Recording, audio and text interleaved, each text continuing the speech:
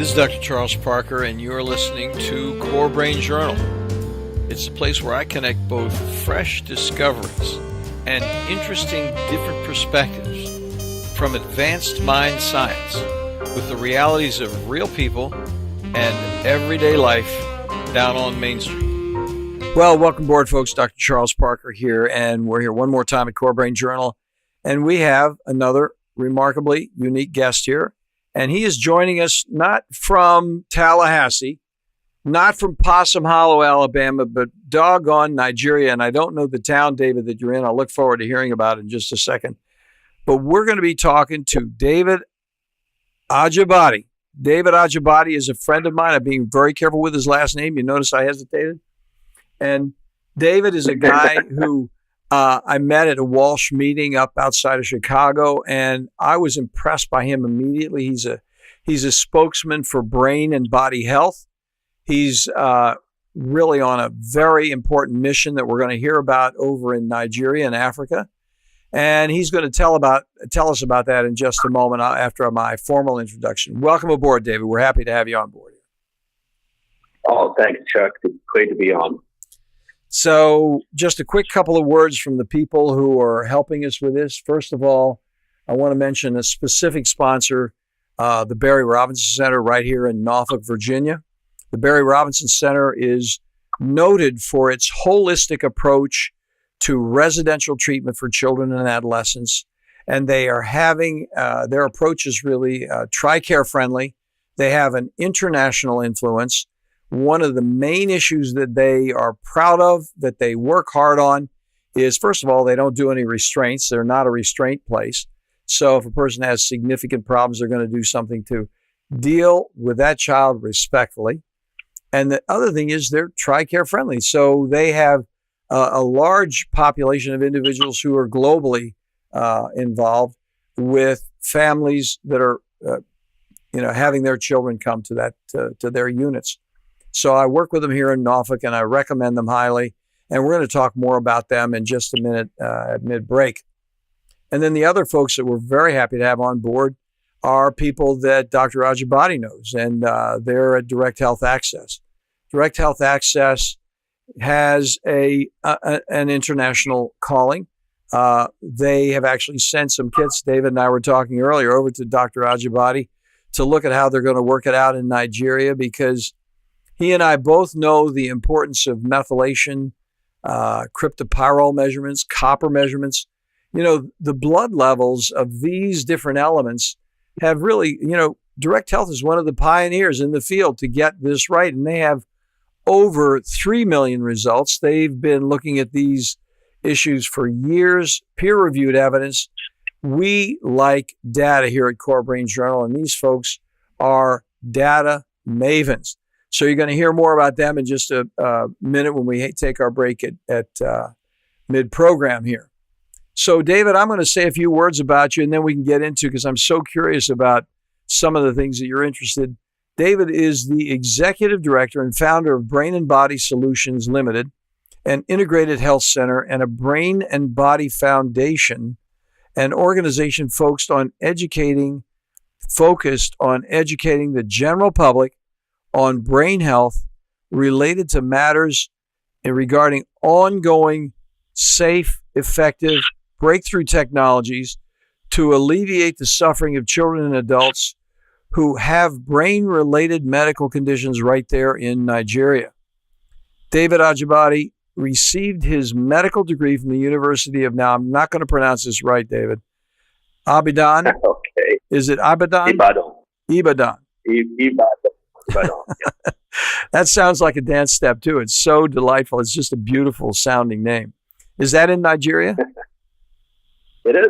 It is. The first in Nigeria. First university. So that's great. And so he worked in the radiotherapy and oncology cancer department at the National Hospital there.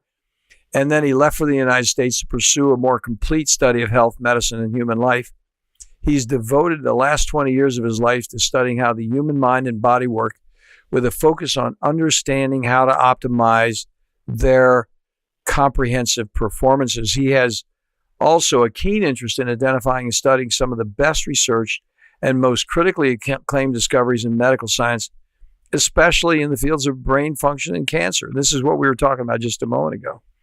And one of the things we're going to hear about is the Brain and Body Foundation collaborates with organizations within Nigeria and the United States to provide nutraceuticals for children in Nigerian hospitals with moderate to severe brain damage. We're going to be hearing about this very serious problem in just a moment. The clinical results seen from these projects are now published in peer-reviewed journals. So he's doing a lot to make a big difference with suffering folks in Nigeria by putting together and working with the Brain and Body Foundation over there. So that's a brief introduction. David, why don't you tell us a little more about what you do regularly on an everyday basis, who you are as a person, and what your mission is with these various projects that you're involved with. Sure thing. Hey, thank you so much again, Chuck, for having me on. Let me see, where do I start? I know, I'll start from the beginning. I've always been interested in human potential, always been interested in knowing how to make people better, how people can maximize their resources, so to speak. I've always been the superhero. I was a superhero guy who read all the comic books, okay? Mm-hmm. I've always felt we could do a lot more than we were doing. So that I kind of took that whole mindset into medicine, and quite frankly, I was a little disappointed, especially when we were in clinical medicine and we were studying the brain and neurology. And I remember clearly our notes, our professors would be talking about the brain and brain disorders, and you would have these pages and pages and pages on a particular condition, like dementia, for instance, and describing every minute detail, what's it about, its signs and symptoms, tests, results, and so on and so forth. And then at the end of the lecture, the notes on that disease, it would have about 2 or 3 lines about treatment. And most of the time it was just like no treatment, symptomatic relief, and that was it. Mm-hmm. And so I was always kind of frustrated at that. I was like, surely there was a way to do it, to make it better. And when eventually I came to the States, or I went to the States, I began to see these answers, and they weren't only in one place. They were in places like the Walsh Research Institute, nutraceutical companies, universities, non-college situations. And so I spent quite some time just learning and going to all these different places and learning from the different people, just to try and piece together the answers to the problems we have, not just in Nigeria, but around the world, especially where brain disorders and cancer are concerned. So in answer to your question, it's about 5 years now, came back to Nigeria. We started a center called the Brain and Body Center. Well, we call it, it's registered as Brain and Body Solutions. And so we started going to the hospitals, medical centers, explaining our findings and trying to get the hospitals and medical doctors and practitioners interested in what we're doing, because we saw it as an adjunct, in addition to whatever clinical approach they were taking. And to be quite frank with you, Chuck, we just didn't really get much, as well, certainly not as much as reception as I would have hoped for. Except with some pediatricians who had these kids on a daily basis. So we began to work, especially with kids with brain disorders, autism, cerebral palsy. There's a lot of that, different genetic disorders. And so we began to work from that basis. And eventually, we started working with adults. But because Nigeria, most Nigerians, it's costly to actually use the therapies that we're using, and many people couldn't pay for that. So we realized, well, if we're going to help these people, we're going to have to help them really help them. So we started the foundation, and we started speaking to our collaborators in the U.S. and in Nigeria to say, well, hey, we can get better results, but we can't help them without funds. So either you supply the nutrients at a discounted price, or you donate, or you contribute, one thing or the other. And so we began to do that. And so we've been helping kids in several hospitals. I'll take a break here. Well, so what you're saying is the foundation was formed after you began to actually practice over there and look at the nuances and the complexity of what was going on. You said, hey guys, we still have suffering over here. We really can't do anything about it because the folks that we're treating are so underserved and so economically diminished in their ability to pay. It's just we can't do anything for them. So we have to come in and identify the suffering. But after we identify it, and we even know what we can do about it, but we can't actually pay for it. So then you said, well, let's do this foundation. Let's build a tool to invite people to join us in this activity of caring for these kids and for the people over here. So now what? And in the introduction, and I was interested because even though we talked a great deal, and I very much enjoyed your company, we were talking over there at the Walsh Institute, and I think you had some more time with Walsh over there in France or something, didn't you? When after the one in Chicago? I wasn't. I wasn't able to. You weren't able to. Okay. Well, but the bottom line is we both got a lot out of it. We were just thrilled to be there, and I just enjoyed speaking to you so much. And I was thinking, gosh, what's this guy? How's this guy going to do this when he gets back? How can we help him? So then that's part of this conversation came from that. It's like, well, but I didn't realize that you then started a foundation. I didn't know that you had a foundation because we didn't talk about it at that time. And right, we didn't. Yeah, there was so many things we're talking about. Yeah. So the issue with the foundation is what actually happens with that. Is there a way that people can then pitch in and help? How do they know what's happening with their money? How do you have a website? How does all that work? Right. So our website is brainandbodyfoundation.org. Mm-hmm. And for international people outside Nigeria, there's a link to contribute via PayPal. And then there's a way you can actually say, well, how much you're contributing and how you want it to be used. You could adopt a child or just provide nutrients for, and we'll try and lay all that out on the website so people can understand what we're doing. Yeah. But essentially, it's to provide the nutrients. I mean, most of the money goes into purchasing the nutrients, and then, of course, we need to ship them in from the U.S. to our office in Abuja, Nigeria, and that itself is costly as well. So it goes into just making those nutrients available. Yeah. So then what happens is one of the things that happens, listeners, is that Dr. Ajibade does the testing. He looks at what's going on. And I imagine, David, that some of this stuff is pretty elemental because there's such a level of problems that pre-exists in the nutritional development.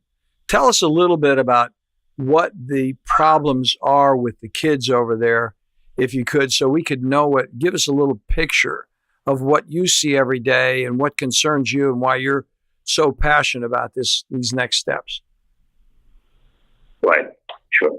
I saw this horrible statistics, and I think it's horrible. Basically, what it says is that about 70% of kids are not delivered in the traditional, conventional hospital. They're either born at home or in the traditional areas or just outside the care of skilled medical personnel. So that in itself screams of a problem, right? Oh, man. Yeah. So we've had, just you and I were talking just before the presentation, this talk, is that all the circumstances around the delivery of the child are very far from optimal. So we've had kids who their mother maybe during pregnancy, she had a fever, she had a tortuous infection, she had a viral infection, whatever. And they didn't think of much of it. It was just a mild fever and they just went on with it. Well, eventually the child comes out with severe deformities, severe disabilities, usually mental, can't speak, hyperactive, a lot of disabilities, deficiencies there, and she doesn't know what she did wrong. There are the kids, mothers who did everything right. They went for all the antenatal classes. They took all the vitamins and pills. And when it came to delivery, well, the doctors were on strike. So they went to the hospital, doctors were on strike, and then they eventually had to make do with someone who had not much experience. And prolonged labor, 12 hours, 13 hours, 14 hours. Child was asphyxiated during delivery, and you come out with a child with cerebral palsy. And they're stuck with it. Well, I don't use the word stuck, but they have a child that they have to take care of for the rest of their lives. We don't have all the wonderful therapists, occupational therapists, speech therapists, behavioral therapists, all of them. I mean, I went to Kennedy Krieger in Baltimore, the Children's Hospital under Johns Hopkins. Yeah. And I was like, I felt like I was in a maze. I was just dazed, really. At all. Well, that is one of the best places on the planet for these kinds of things. I mean, those folks are so ahead of the curve. I mean, they're way ahead of Norfolk. You think? Yeah. I mean, they told me they had 23. Well, that's more speech therapists by multitudes than we have in Nigeria as a whole. So basically we don't have access to all those things. What we do have access to, which is what I try to promote, is that, you know what? The brain, the body has the ability to a certain extent, heal itself. And with these kids, that potential is significantly higher than in adults. Using the right nutrients, and many times I speak about, when I'm talking to patients and to other clinicians, I'm talking about putting the building blocks. Because if your brain is damaged, it's like if a building, part of a building is damaged, you need to put the building blocks back in. And the brain is the master workman, so to speak. The body is the master workman. The body knows what to do with the raw materials, the building blocks that you give it. You give it in the right amount for the right amount of time, you can almost see miracles happen.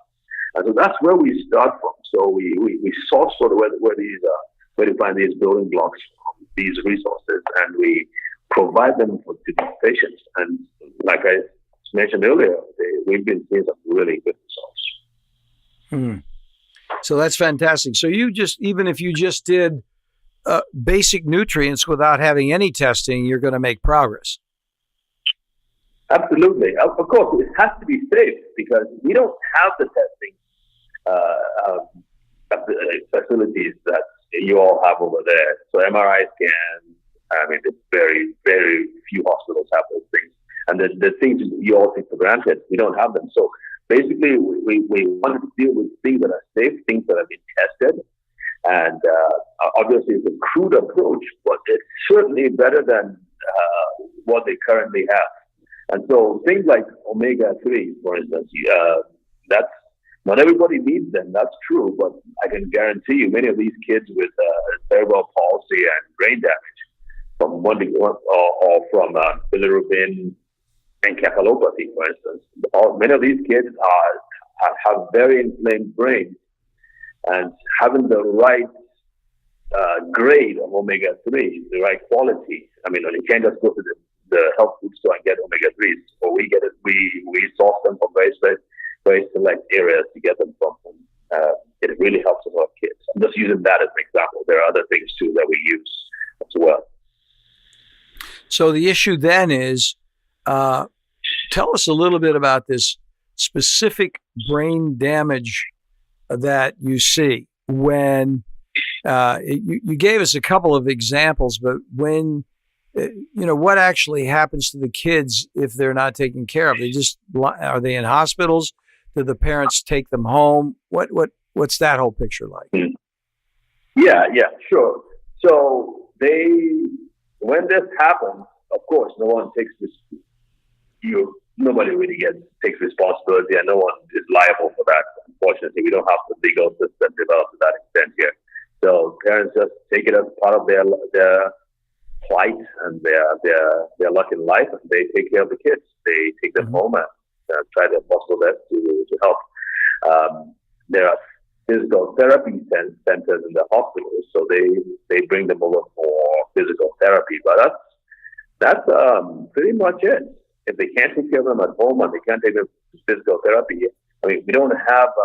There are a few centers in the major cities that can take care of the kids during the working hours, maybe when their mothers are off to work somewhere. So they just drop them off like a daycare center. But we don't have those that infrastructure in place where you can take care of these kids. It's usually the families that have to take care of the kids for the rest of their lives. So how does it work I just realized what the time is. Let's take a break here. But I'm going to tell you what I'm going to ask when we get back. The question then is, how does the Brain and Body Foundation actually decide who they're going to work with and who they're not going to work with? What are the criteria? How does a person really understand, kind of what those objective measures are going to be in terms of what they can do and what they can't? I'll ask you more about that in just a moment. For right now, we're going to take a break and listen to a couple words from our sponsors.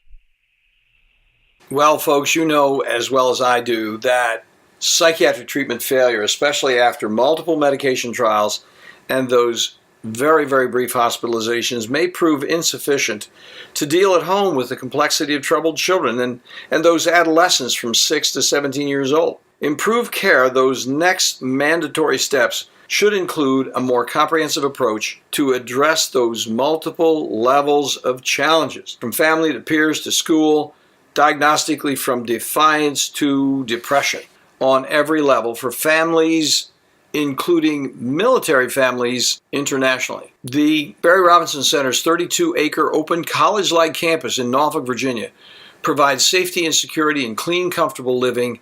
How do we know? We refer folks over there all the time, strongly endorse what they're doing. So for further information, an informed interview, connect at this page, barryrobinson.org/core. Well, you folks already know that here at Core Brain Journal, we're on a mission to introduce you to resources that make significant contributions to the investigation of those predictable mind science applications. Our colleagues at DHA Lab Group provide a real difference with treatment options for people at every level, from first awareness of mind problems to those frustrating times when even well-informed treatment becomes surprisingly unpredictable.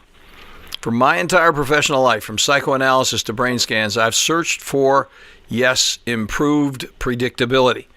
The good news for all of us, from professionals to patients, remarkably effective research offers useful, cost-effective, organic options far beyond guesswork with psychiatric medications alone. DHA lab tests measure unbalanced biomedical details through easily available testing, now available globally for a variety of molecular answers from, for example, methylation, copper, and cryptopyrrole challenges. Check in for more details at dhalab.com core. That's dhalab.com/core.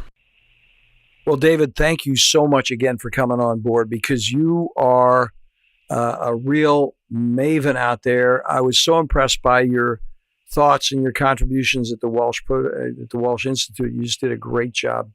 The observations that you had, the thoughts that you had about what's going on physiologically, brain science. What do you do then? Back to the question. How does the Brain and Body Foundation there in Nigeria select who they're going to work with? I mean, they just can't. I'm imagining. I don't know what happens. They must select and be focused on certain things, or do they take certain groups of people and do certain standard protocols? How does all that work? Yeah, good question. Let me start by saying we started very, very small. So basically, when I would travel, I would just buy things I think we needed, and then just come and stock them back home. And then what would happen would be the pediatricians in the government hospitals, they would have this patient with cerebral palsy, for instance, and they would say, well, call Dr. Ajibade, so they would give them my number. And I would say, well, come on over, let's see what we can do. And then when they come in, we would talk to them and see. And then basically you can tell whether this person is actually qualifies, the parents that is, whether they qualify for free help. And so we would just explain to them what it entails. And if they can't afford it, well, obviously that switches over to the foundation. And then we'll say, well, this is what we can do. And basically, Chuck, truth is, we just gave what the little that we could do that could help. And quite frankly, at one point, sometimes I just didn't think we were going to do much. But again, I was shocked because, like I mentioned earlier, these kids have tremendous potential, tremendous reserves, regenerative ability, that the slightest help you can give them, their bodies just maximize it. They just make the most of it. Fantastic. That's great. Yeah. So small things here and there that we could give. And so that really got me thinking that, hey, if we could get these results with as little as this, how much more or how much further could we go if we really had the help that we needed? And so that's kind of like what spurred me to start talking to more people and seeking help. I got you. So then you mentioned something earlier. Do individuals who wish to contribute, is there some connection they have with the individuals they're helping? Did you said something like adopted child? Obviously, they're not going to bring somebody over necessarily from Nigeria, but how do they adopt a certain activity and a certain progress with a certain family or child? How does all that work? So for that, we're putting that in place. We can send pictures. They can select which child they want to support for 6 months, a year, and then we'll just give them monthly updates so they can see exactly how the child is doing, and then they can watch videos of the parents talking about the progress the child is making, so they know exactly how they're. Oh, that'd be a lot of fun. Yeah, that would be great. Right, we can certainly put all that together and let them see exactly what's happening. Oh, that sounds great. That sounds fantastic. So, what's your thought on the next level about how the Walsh situation is going to work for you? What's your thought about that? Well, look, Chuck, as I was talking before, I was like, boy, I would really wish we could really get these testings going. I mean, I mentioned to you that we've gotten this whole box of DHA. They were really generous without any cost on our part. They send us a whole box of testing kits, and they're willing to work with us as much as possible to bring the cost down. But even at that, it's still costly to send the test sample to the U.S. and back.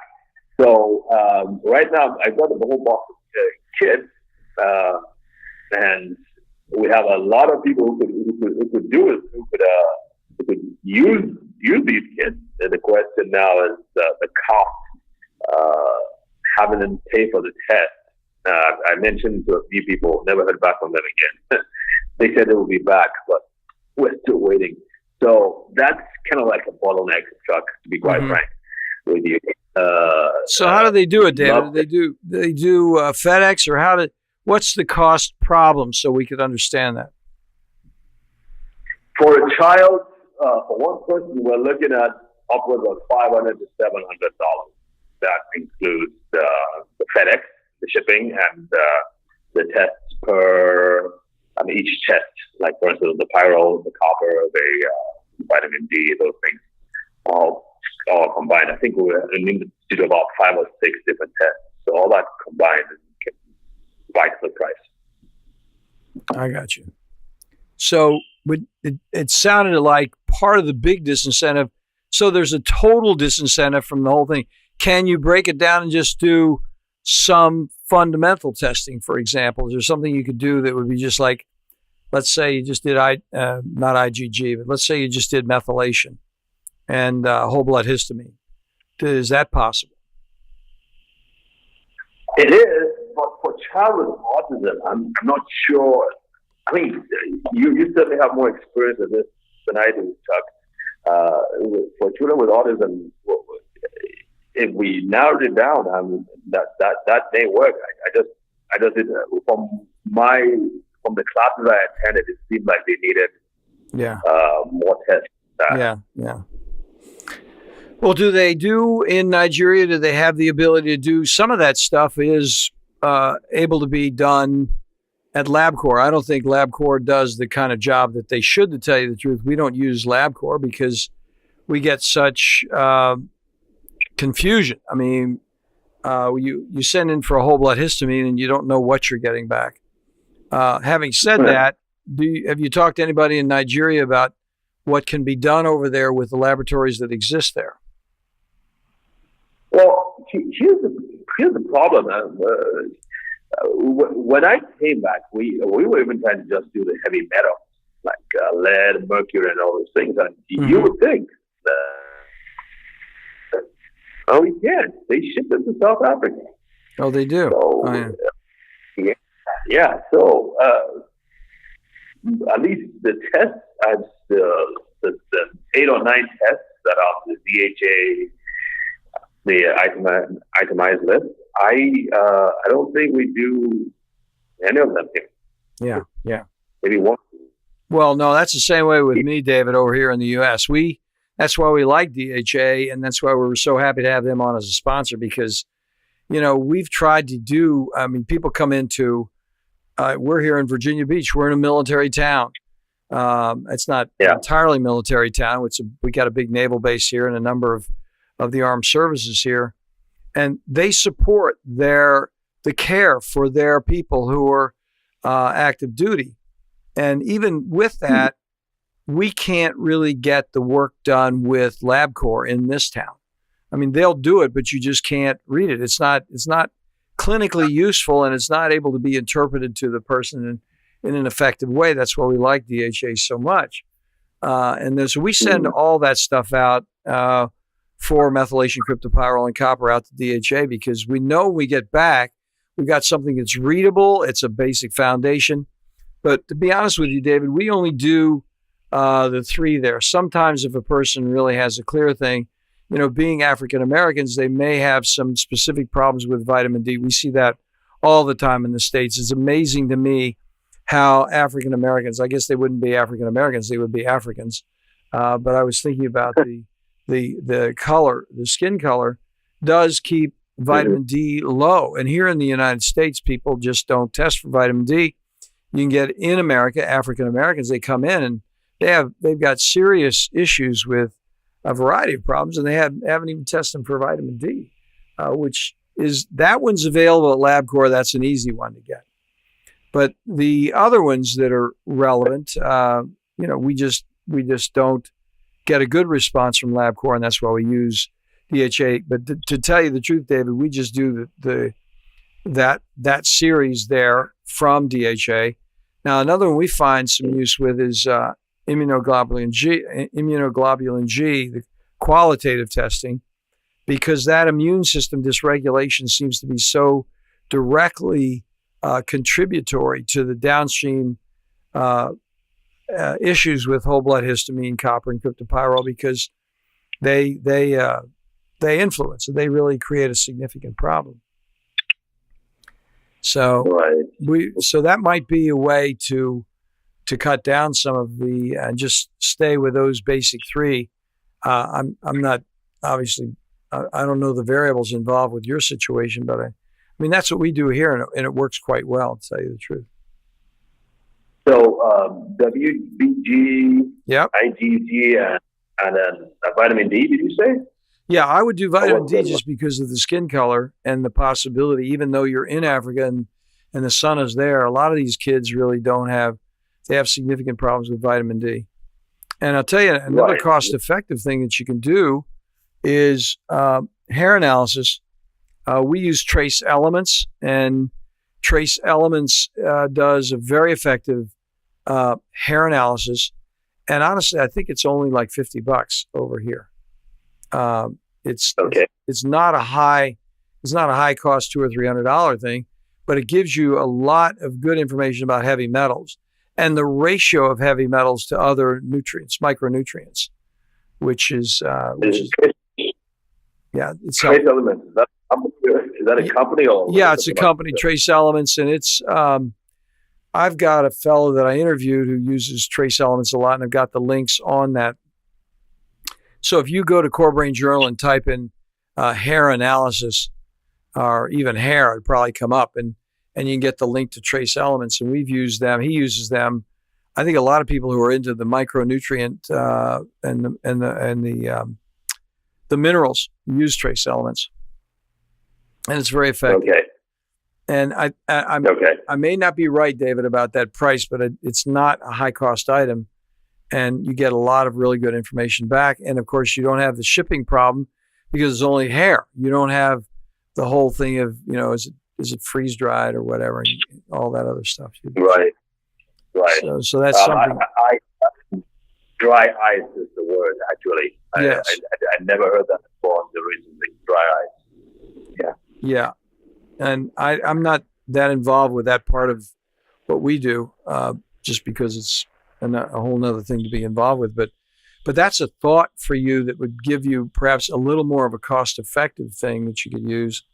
And then if you trim down the requirements, even if you just said, hey, they're sick and we're going to give them vitamin D, and you don't have to really test for vitamin D because you can pretty well presume that they're not going to get toxic on it if you give them a low dose of vitamin D. And then really get the methylation, cryptopyrrole, and copper thing underway. We have so much good luck with it. It's one of the reasons I'm so enthusiastic about the Walsh training and then using the Walsh training. Yeah, I mean, you're on the listserv, I'm sure, and you see what people are talking about. But a lot of the people are talking about things that are, way, way beyond. There are a lot of people in that listserv who are very, very deep on all kinds of other levels of activity, and that's why it's so good to be on the listserv. But in terms of ordinary molecular cellular physiology, those three make a big difference in the lives of ordinary people, and they're still going to be in the cost range of around over here in U.S. dollars, about $300, $200-$300, something like that. But anyway, that's something to think about. Might be helpful. Okay. Yeah, definitely want to just hash that out more with you as we go along. Yeah. Well, and the thing is, I think what happens is direct health access has several different levels of activity, and that would be an elemental level. All the information is helpful. There's no question about it. But if you're in a situation where you're in a relative poverty situation, and people are just, they have no resources, then obviously if you're going to do something with the government or with donors or whatever, you just go to the most cost-effective, lowest cost. Those are what I would say the three basics, and you get them done, and you can make progress with them. And we've had luck, David, just recognizing from whole blood histamine and doing a specific methylation with SAMe.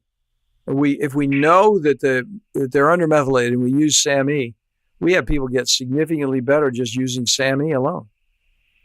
SAMe is an expensive supplement, but it can be so useful. The only thing, and the reason to do the testing is some people over here are actually overmethylated, and because they've done the MTHFR polymorphism routine, they think that the person is undermethylated just based on that MTHFR finding alone, and give a whole bunch of methyl products and make the person even more overmethylated, and that person is completely overwhelmed. I mean, I talked with Dr. Walsh a little bit in that interview with him, and the issue is that's a really hard one to turn around when they're very seriously overmethylated. So, So Right. that's a basic one. I mean, if I were going to, in terms of if I were bare bones and had none of the accoutrements and none of the things, and I were down to what could I do, I would definitely start. Of course, the copper and the zinc are not going to be that expensive. The Right. the cryptopyrrole is going to be a little more expensive, and then the whole blood histamine is really not going to be that expensive. And then you get those little basics. I think the cryptopyrrole probably is going to be a little more. I don't know what the exact cost on the cryptopyrrole is, but you can have a very, very good foundation with just those tests alone. Yeah.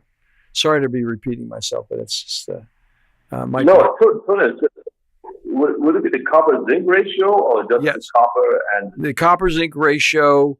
See, when you get the copper, you can skip the celluloplasm, because if you got a copper zinc ratio that's off, celluloplasm might be a cost. So if you just get the copper zinc ratio and it's over 1.0, even if it's 1.2, you know you got a copper problem, because that copper is going to take that dopamine and turn it over to norepinephrine, and that norepinephrine is going to make them anxious, and we see that happen so often with so many folks when they have the copper. And of course, now you're dealing with young children, so you don't have a lot of people who are menstruating, but that copper problem is so remarkably present in individuals who are menstruating, and even adolescent women. We see it happen all the time. And if you get that balanced out with zinc, that's a very fundamental thing. So even if you look at just copper and zinc and start there and do the methylation just as those things alone, even if you skip cryptopyrrole, that is a great start for sort of a foundation experience. And you can begin to see what you can do. And then you'll know if you do those and it's not working, that you are in fact missing something. And then that throws you over into, well, maybe I really need to get that cryptopyrrole, or I need to do something else.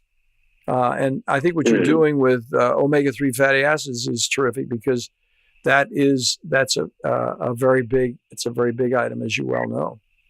So, and you could do vitamin D and omega-3s, and those three tests, the copper, the zinc, and the whole blood histamine, and you could get a lot of mileage out of that.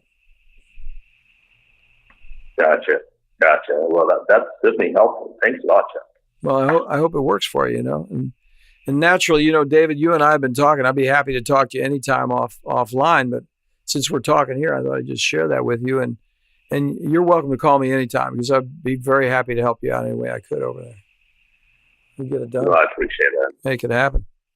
Well, David, the one other question I want to ask you, we're going to wind up. We've been at this, and we're going to, for those folks who are listening regarding that Brain and Body Foundation, that link is going to be in our show notes for this interview with Dr. David Ajibade, and we're going to have it there. Now, one other thing I want to ask you about, because I know you're very interested in veterans, and it's shocking to me to really think about the war that you folks have over there, and I don't want to get anywhere near politics. If you feel, because you're in country, that talking about the war over there is unacceptable, I'll close that question down. But it sounds like that war has led you also into the brain issues with brain injury and PTSD as well. It sounds like that's another area of interest that you have. Right, sure. And it's kind of highlighted this big problem, not just among the civilians, but also the combatants as well, the military as well. So they're beginning to see the problems, and they're willing to do something about it. We just hope we can work on it. I mean, it's the same everywhere, Chuck. When men are involved in warfare, and we're talking about this increase in stress hormones, inability to sleep, the body gets all wound up. So and then they see the additional thing here, of course, are the atrocities that the soldiers witness. We're talking about kids being butchered and all kinds of gruesome acts. And the human mind and the human body just weren't designed for such things. And so it is a problem. Of course, substance abuse, because they're trying to cope with it, and depression and fear and emotional issues going on. So what we've tried to do is to explain and try to work with the military on such issues to show that, well, these are all things that are not just emotional, psychological. They're actually affecting the structure and function of the brain. Mm-hmm. And we try to show that there are using the same analogy of a building, we can help using nutrients to help repair that damage and hopefully get them out. Yeah. We're still in the process. It's a new concept, and obviously psychiatrists would certainly want to do it the traditional way of sitting down in front of the patient and talking them through their problems. But my argument is that we don't have that many healthcare professionals, and certainly not too many who are trained to deal with PTSD problems. Mm-hmm. So we need to work with what we have. So it's a bit of a challenge trying to explain these things, but they open the door, and so that's encouraging enough, and we'll try and walk through it as much as we possibly can. Well, David, there's so much to talk about. I mean, you're right on the frontier there in a way. It's a very difficult situation, and I know some of our listeners are going to get in there and pitch in and do what they can to help you out, because it's what we do over here. It's what we do in the USA. It's like this is part of anything we can do to contribute to the lives of others who are suffering like this is just. And I really admire your courage for standing up and being counted in a challenging situation, taking the time, spending the money to come over here and get the training. It's expensive to run over here, and then get back and really be so much on the edge. I know I'm on the edge here in Virginia Beach, so I know you're on the edge in Nigeria because people think, Parker, what are you talking about here? This is the USA. We want to use medications for everything. And, you're completely out of the box. And I tell people I'm so far in the box, I look like I'm out of the box, and you really are. You were talking about the basic functioning, right? Well, and I think you are too. That's why I'm actually giving you a hint.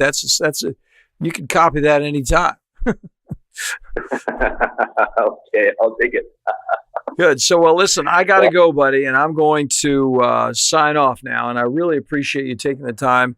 Dr. David Ajibade out there in Nigeria, thanks so much. I know it's really late over there, and we just appreciate you staying up and having the conversation with us. It's really, really appreciated. It's been a blast, Chuck. Thank you so much. We'll do it again sometime. Keep us posted on what's going on over there, if you will. Will do. Thanks a lot. Thanks for listening to Core Brain Journal. We're working every day behind the scenes to bring you reports that connect research benches with those street trenches. Here we share the complexity of mind science because, as you know, details really do matter. One of the most pervasive, misunderstood challenges is how commonplace medications, like those written for ADHD, are used so regularly without clear guidelines. If you think you'd like more specifics, take a minute to download my 2-page PDF packed with video links and references on the absolute essentials of how to start ADHD medications. They're easily available at corebrainjournal.com/start. Thanks for listening. Do connect and stay tuned. Together we can make a difference.